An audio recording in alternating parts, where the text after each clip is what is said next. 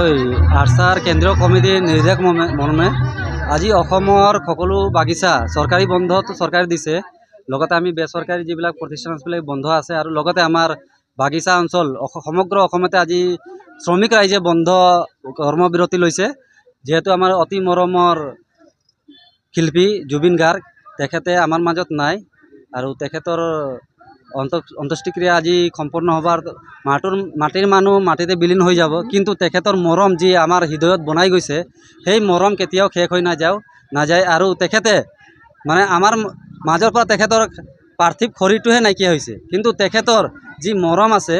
সেই মৰম আমাৰ মাজত সদায় জীয়াই থাকিব আৰু তেখেতে সদায় আমাৰ মাজত অমৰ হৈ থাকিব। এই শ্ৰমিক ৰাইজৰ এই যি মৰম আপোনালোকে দেখি পাইছে, ইমান প্ৰখৰ ৰ'দতো তেখেতে ওলাই আহিছে আৰু জুবিন দাক তেখেতসকলে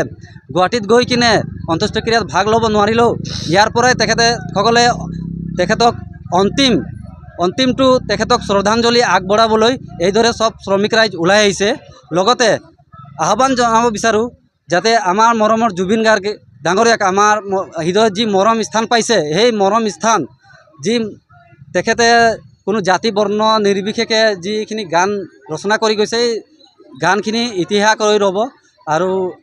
আমাৰ শ্ৰমিক ৰাইজৰ ফালৰ পৰা আমি সকলোৱে জুবিন গাৰ্গ দাদাক আমি মৰমেৰে অতি শ্ৰদ্ধাৰে শ্ৰদ্ধাঞ্জলি আগবঢ়াইছোঁ।